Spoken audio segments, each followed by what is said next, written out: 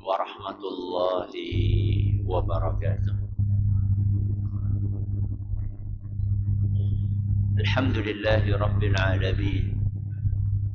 وبه نستعين على أمور الدنيا والدين وصلى الله على نبينا وسيدنا محمد وعلى آله وصحبه أجمعين أما بعد.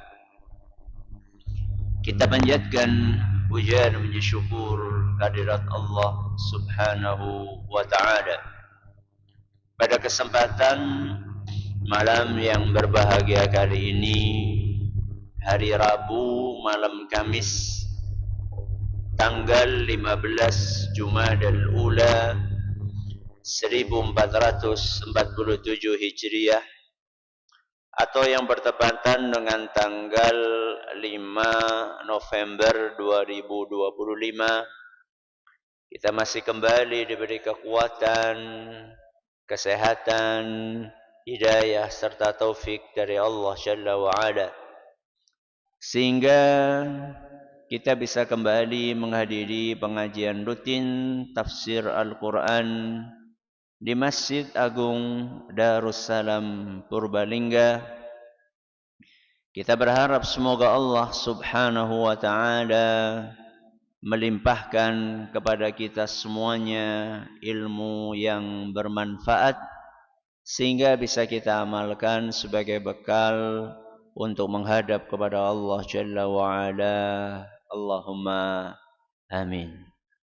Salawat dan salam semoga senantiasa tercurahkan kepada junjungan kita Nabi Agung Muhammad sallallahu alaihi wasallam, kepada keluarganya, sahabatnya, dan umatnya yang setia mengikuti tuntunannya hingga akhir nanti. Bapak Ibu yang kami hormati, para hadirin, para hadirat yang semoga senantiasa dirahmati oleh Allah Azza wa Jal. Seperti biasanya, sebelum kita mengawali pengajian malam hari ini, kita akan membaca sebagian dari ayat-ayat yang termaktub di dalam surat yang mulia, surat Abasa. Semoga Allah Subhanahu wa taala memberkahi majlis kita. A'udzu billahi minasy syaithanir rajim.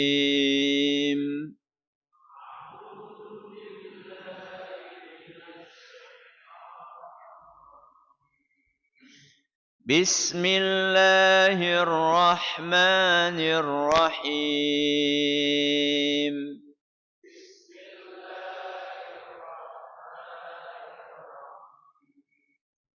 Abasa wa tawalla. Wa ma yudrika la'allahu yazzakka.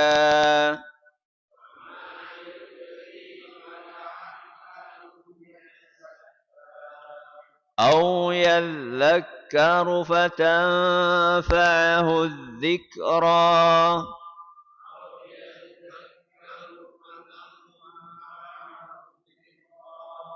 أما من استغنى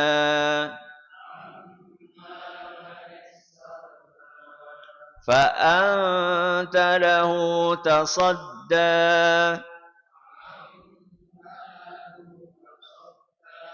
وما عليك ألا يزكى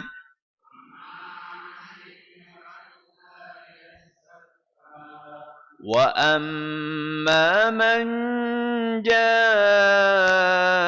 يسعى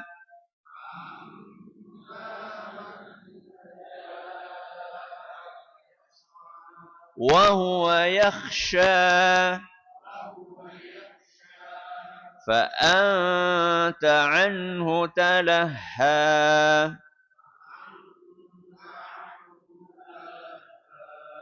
كلا إنها تذكرة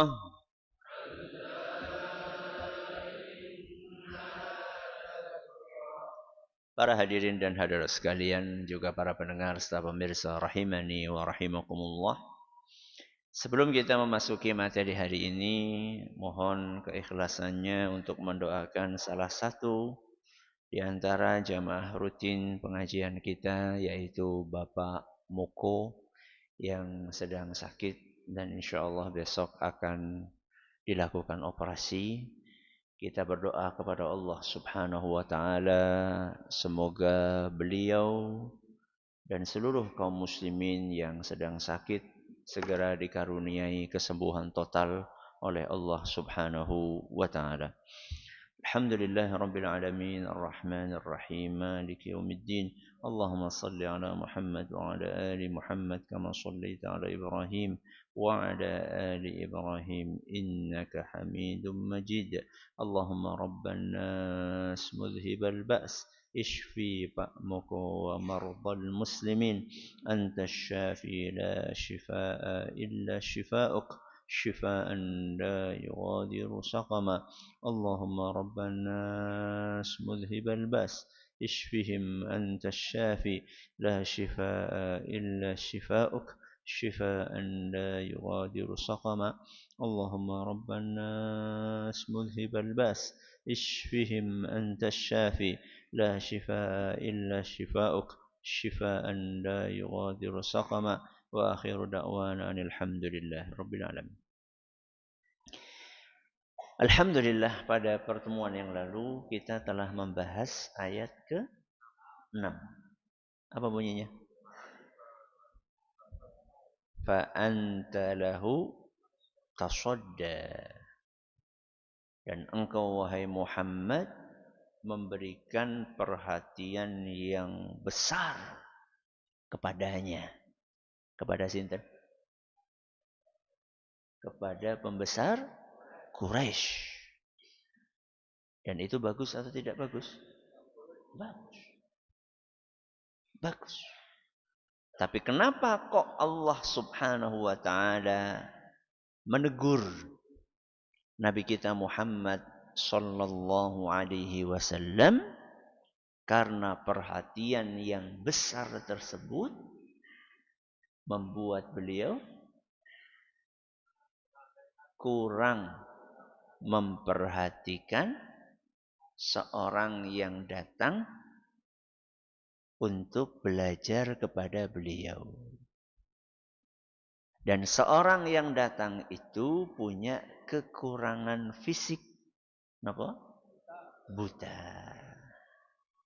Jadi di dalam ayat-ayat sebelumnya Allah Subhanahu wa taala menegur Nabi kita Muhammad sallallahu alaihi wasallam karena beliau sangat fokus di dalam mendakwahi seseorang atau beberapa orang pembesar suku Quraisy yang sebenarnya mereka itu disebutkan di ayat sebelumnya istaghna. Apa istaghna? Merasa tidak butuh dengan hidayah. Cuek. Nah, orang yang seperti ini oleh Nabi sallallahu alaihi wasallam sangat diperhatikan. Nanti kita akan jelaskan kenapa. Beliau duduk bersama mereka, beliau dakwahi mereka, beliau jelaskan Islam kepada mereka dengan penuh kesabaran, dengan penuh ketekunan.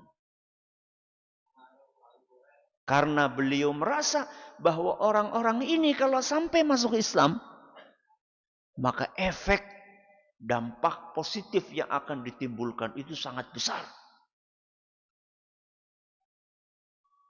Hanya saja Allah Subhanahu wa taala mengingatkan kepada beliau mana yang menjadi tugas beliau dan mana yang merupakan wewenang Allah Subhanahu wa taala. Di dalam ayat yang akan kita pelajari malam hari ini, yaitu ayat yang ke-7 dari surat Abasa, Allah Subhanahu wa taala menerangkan apa yang menjadi wewenang Allah Subhanahu wa taala. Di mana Allah Azza wa Jalla berfirman, "Wa ma 'alaika alla yazzakka."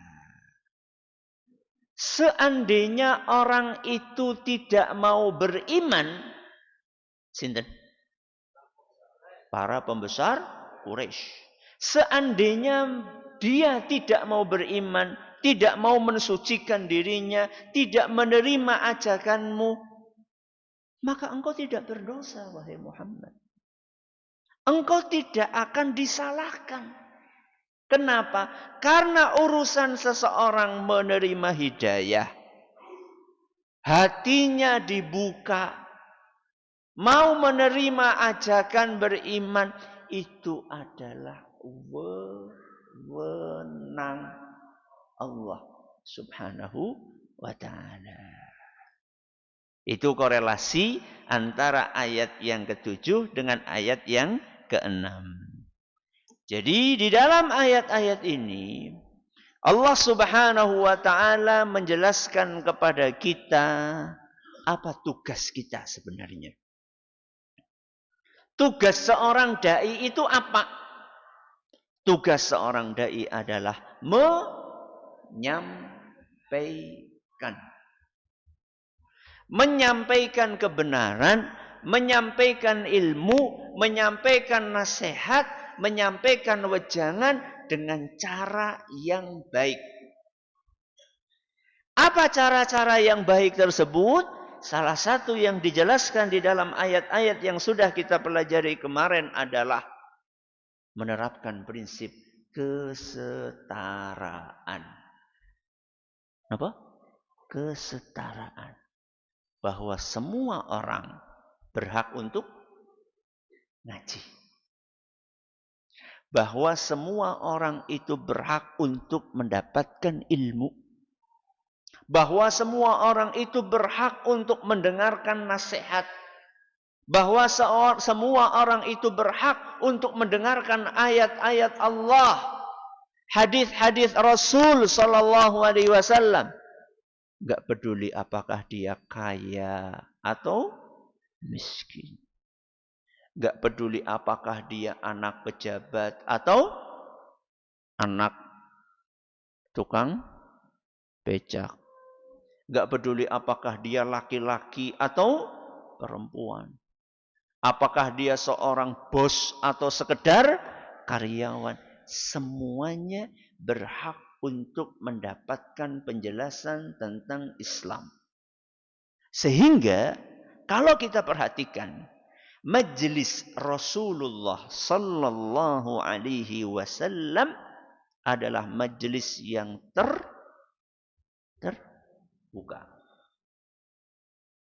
Tidak ada diskriminasi antara yang kulitnya hitam dengan yang kulitnya putih.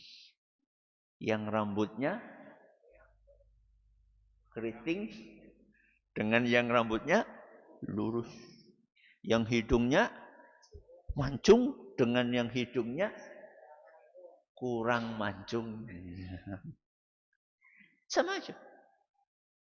Ya, antara orang yang normal dengan orang yang tidak normal fisiknya. Subhanallah. Kemarin hari Ahad. Kami ngisi pengajian di salah satu kota di Jawa Timur. Selesai ngisi pengajian ada surat, ada tulisan yang masuk. Biasanya kan ada pertanyaan. Di dalam kertas itu tidak ada pertanyaan.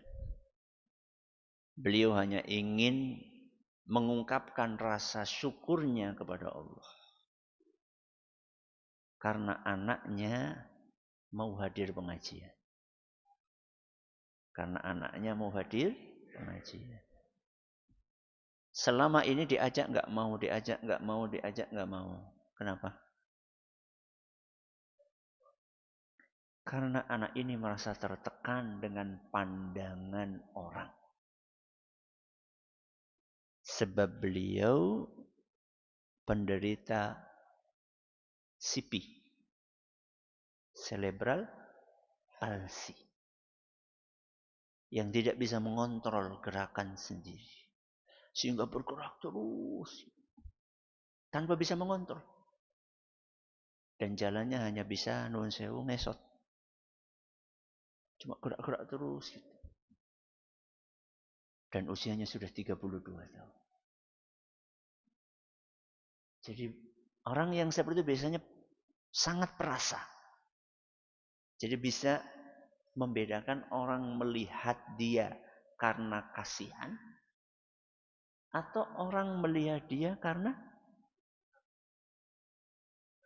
meremehkan dan merendahkan. Biasanya orang kayak gitu tuh sangat apa? Peka dan perasa.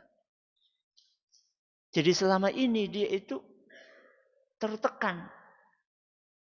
Karena ada orang-orang yang melihatnya dengan pandangan gitu loh. Kok ada orang kayak gini gitu ya. Alhamdulillah di hari itu pertama kalinya dia mau hadir pengajian. Sehingga si ibu itu menulis di dalam surat tadi, tolong Ustaz datangi anak itu, peluk dia Ustaz. Dan beri motivasi. Siap. Setelah pengajian saya peluk. Kelihatan senang banget.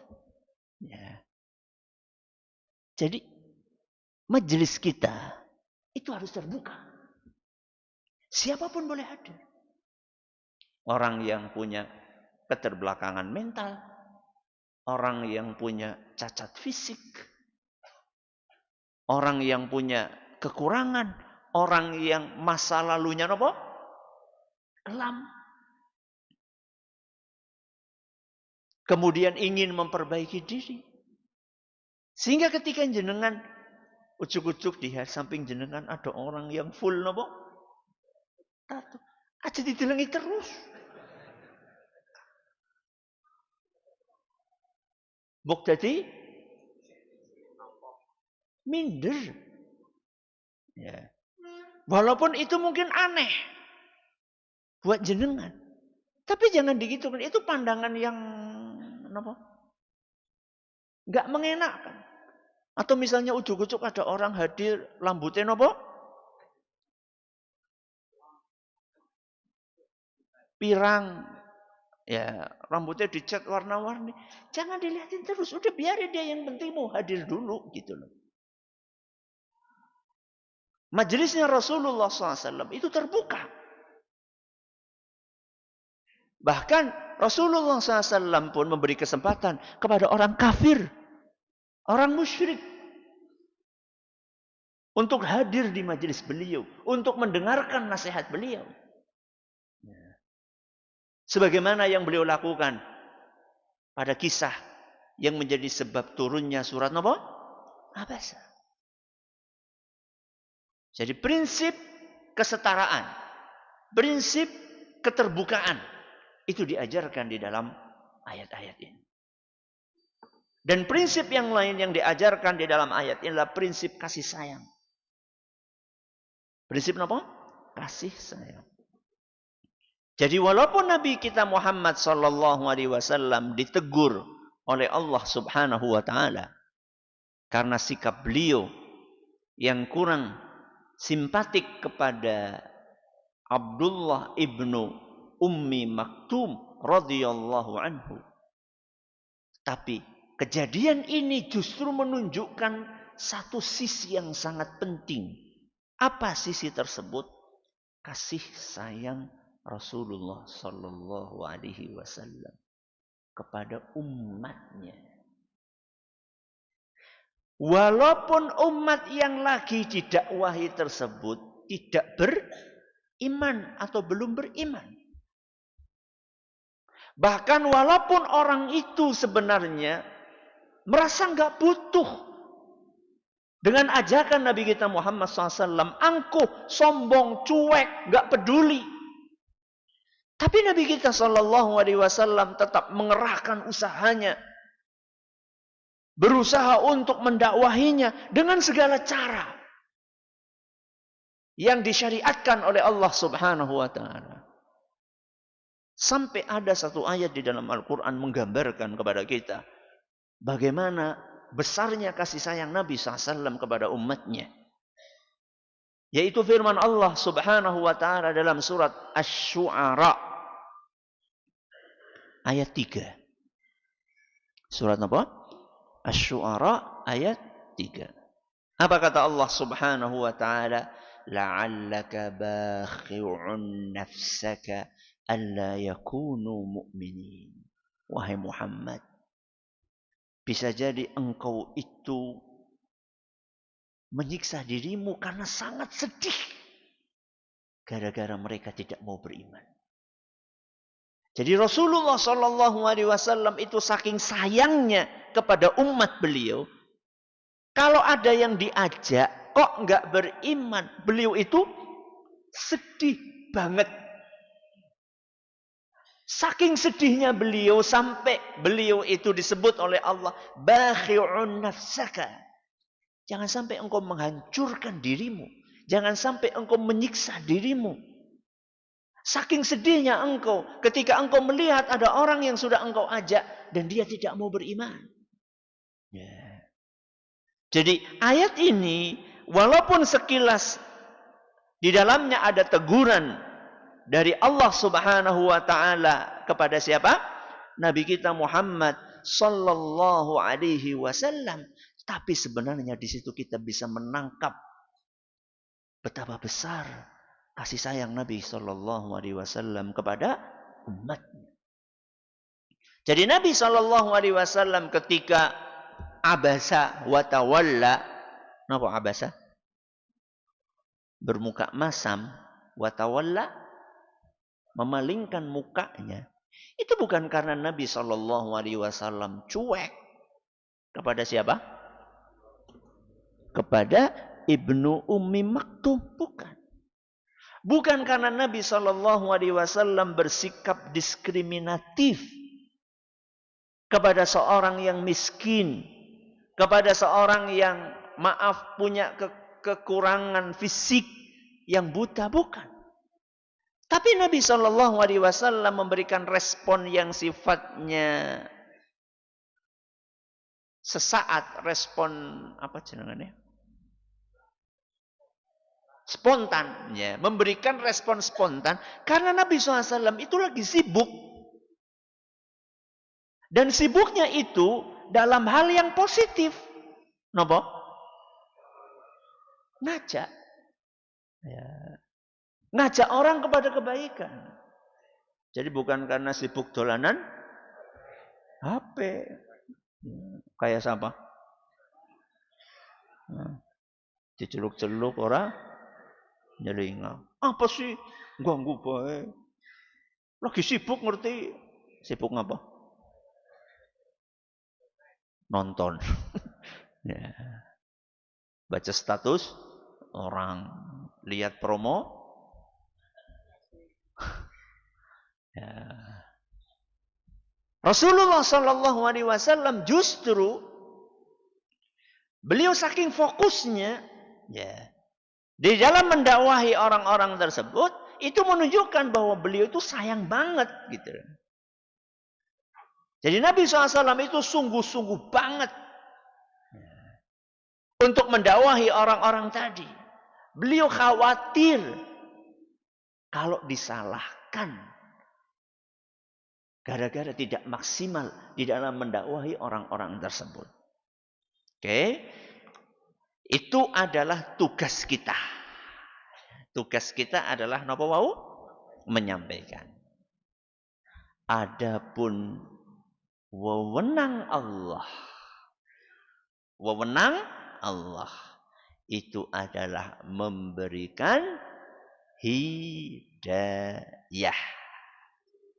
Jadi tugas dai itu apa tadi?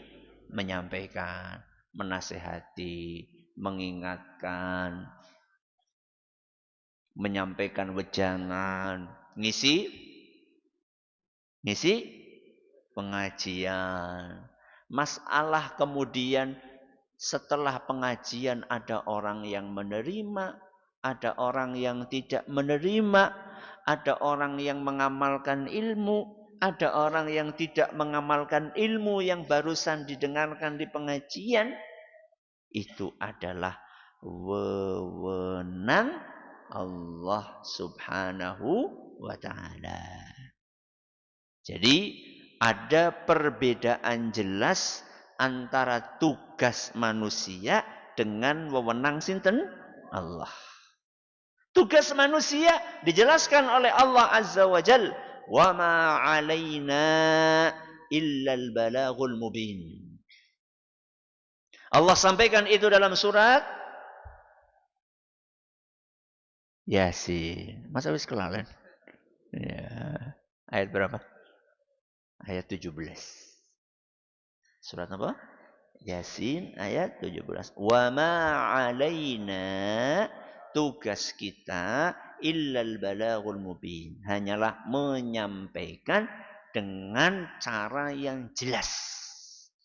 Jadi tugas kita hanya menyampaikan, menasehati anak kita, menasehati istri kita, menasehati suami kita, menasehati orang tua kita, menasehati tetangga kita, menasehati karyawan kita, menasehati bos kita. Tugas kita cuma menasehati. Tapi nasihatnya harus baik. Ya. Nasihatnya harus baik. Dengan penuh kesabaran, dengan penuh kasih sayang, dijelaskan dalilnya. Kalau ditanya, "Ki dalilnya apa?" Pokoknya, ya orang kayak gue. Bukan kayak gitu. Kalau ada orang kritis, kamu nyuruh saya kayak gini, landasannya apa? Wis lah, cak kakek takon. Itu berarti bukan al-balaghul mubin. Al-balaghu al-mubin. Jadi kewajiban kita itu bukan sekedar menyampaikan, tapi menyampaikan dengan cara yang jelas, dengan cara yang baik, yang membuat orang itu jadinya yakin. Nah pokoknya itu orang. Ya. Nah kita sampaikan, kemudian ada orang nanya, kemudian kita balas pokoknya, itu berarti nggak jelas. Ya. Orang juga mau meninggalkan sesuatu yang pernah dia lakukan, pernah dia yakini sekian tahun, kan nggak mudah. Dia harus mendapatkan penjelasan yang terang. Ya, dia harus mendapatkan keterangan yang meyakinkan. Landasannya di mana? Kalau itu Al-Quran, surat apa, ayat berapa? Kalau itu hadis, hadisnya riwayat siapa, sahih atau tidak? Loh, wah, kita kudu jadi ustaz. Mulai di sini tahu. Makanya belajar. Ya. Sehingga kita saat menyampaikan sesuatu, kita punya landasan yang kuat. Setelah semua ikhtiar ini kita lakukan, urusan dia menerima atau tidak menerima, urusan dia mendapatkan hidayah atau dia tidak mendapatkan hidayah, itu wewenang sinten? Allah. Bahkan Nabi kita Muhammad sallallahu alaihi wasallam, manusia yang paling istimewa, manusia yang paling mulia, manusia yang paling dekat sama Allah Subhanahu wa taala pun tidak punya wewenang untuk memberikan hidayah. Sebagaimana yang Allah sampaikan di dalam surat Al-Qasas ayat 56. Surat apa? Al-Qasas ayat 56. Apa kata Allah Subhanahu wa taala? Kala tahdi man ahbabta. Wahai Muhammad, cintai. Dalam kasus ini yang dimaksud adalah sinten? Paman yang sangat beliau sayang. Sinten? Abu Thalib. Yang jasanya sangat besar sekali di dalam membela Nabi kita Muhammad sallallahu alaihi wasallam. Namun Allah menghendaki wafatnya dalam keadaan tidak beriman. Nabi SAW sedih. Beliau berkata, la astaghfiranna lak ma lam unha ank. Begitu pamannya meninggal dunia dalam keadaan tidak beriman, Maka beliau pun bersabda, sungguh aku akan mendoakanmu wahai paman. Aku akan mohonkan kepada Allah ampunan untukmu selama aku tidak dilarang sama Allah. Ternyata dilarang sama Allah. Kenapa? Karena meninggalnya tidak beriman. Meninggal dalam keadaan kafir. Maka mumpung orang-orang yang kita cintai masih hidup, ajak. Bapak kita, ibu kita, suami kita, istri kita, anak kita. Mumpung masih hidup, masih ada kesempatan untuk mau sholat, untuk mau ngaji. Yang belum masuk Islam, untuk masuk Islam. Apa kata Allah? Innaka la tahdi man ahbabta. Sesungguhnya engkau tidak bisa memberikan hidayah kepada orang yang engkau cintai. Walakinallaha yahdi may yasha. Adapun Allah Subhanahu wa taala, dialah yang bisa memberikan hidayah kepada siapapun yang dikehendaki. Siapa yang dikehendaki mendapatkan hidayah? Di zaman Nabi SAW, Abu Bakar. Sinten? Umar. Sinten? Utsman. Sinten? Ali. Sinten? Abdurrahman bin Auf. Yang gak dapat hidayah, Abu Jahal, Abu Lahab, dan CS-annya.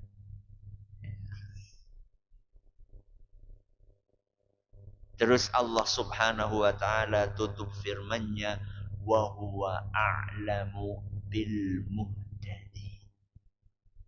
Dan Allah itulah yang maha mengetahui siapa di antara manusia yang pantas mendapatkan hidayah.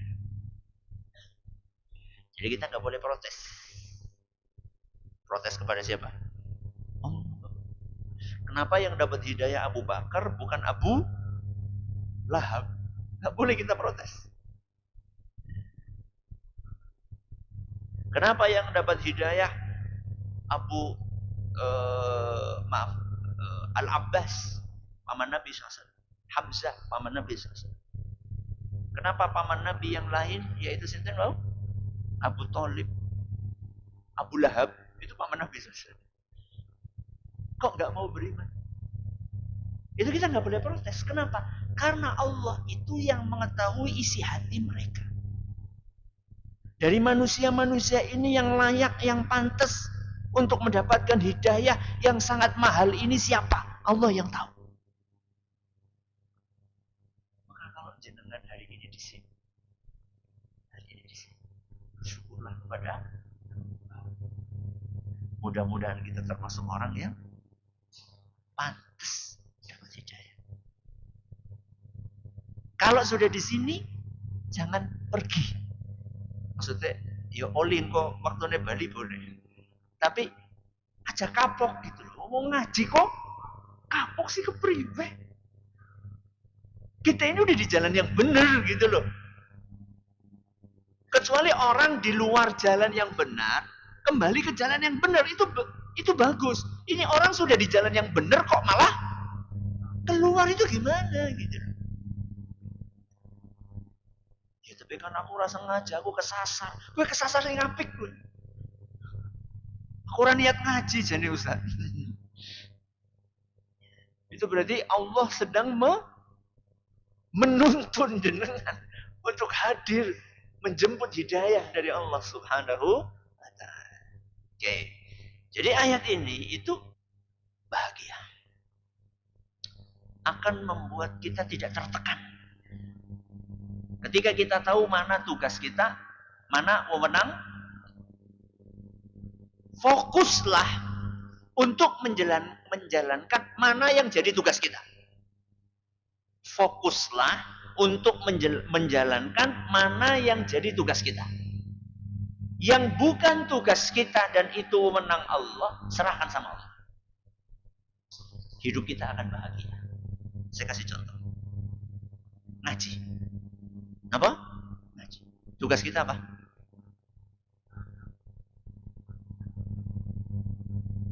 hadir, menyimak, terus apa lagi? Menulis, mengingat, berusaha paham. Kok kemudian hasilnya bagaimana? Hasilnya itu maksudnya nyantoli pirang persen itu maksudnya hasilnya. Itu urusan cinta. Jadi jangan kemudian lah ngaji orang nyantol ya wis orang ngaji. Itu namanya kita nggak tahu mana wewenang Allah, mana tugas kita. Sudah tugas kita itu ngaji. Ngaji sih bener maksudnya. Ada ngaji kalau dolanan HP. Ngaji ora bener. Ngaji yang rutin itu tugas kita. Adapun berapa yang melekat di kepala kita, udah itu wewenang sinten. Contoh yang lain, kerja. Nyari apa? Rizki. Tugas kita apa? Mangkat gasik. Dengan penuh dedikasi, jujur, profesionalisme, menjalankan tugas sebaik mungkin. Adapun hasil gue apa? Oliyah pirang itu hasil. Maka kita serahkan kepada sinten Allah. Hati akan tenang. Sudah kerja keras, hasilnya dapat sekian. Ya memang ini sudah apa? Takdirnya. Tapi harus ikhtiar beneran lo ya. Jadi jangan lah turu baik, hasilnya terserah Allah. Ya orang kayak gue. Ada tugas. Contoh yang lain. Di dalam menjaga kesehatan. Di dalam apa? Menjaga kesehatan. Apa tugas kita? Menjaga pola makan. Menjaga pola hidup, olahraga, makanan yang bergizi. Terus apa lagi? Istirahat, waktunya istirahat. Kalau sakit, berobat. Ya, itu tugas kita. Adapun kemudian hasilnya sembuh atau tidak sembuh, itu adalah wewenang Allah Subhanahu wa Ta'ala. Sehingga jangan menyesal. Wah, saya sudah olahraga, saya sudah menjaga makanan, saya sudah menjaga kebersihan, saya sudah disiplin minum obat, kok ternyata enggak sembuh-sembuh. Itu wewenang sinten Allah. Menghadapi anak sing nakal lepol.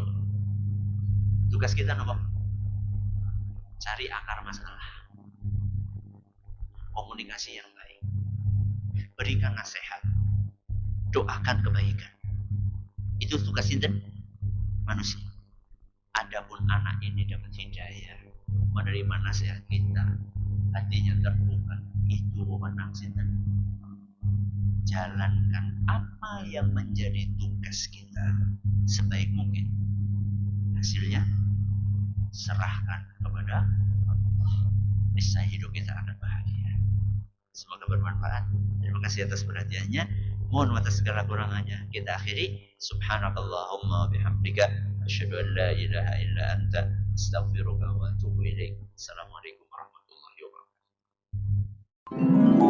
Jangan lupa untuk subscribe dan share bila kajian ini dirasa bermanfaat.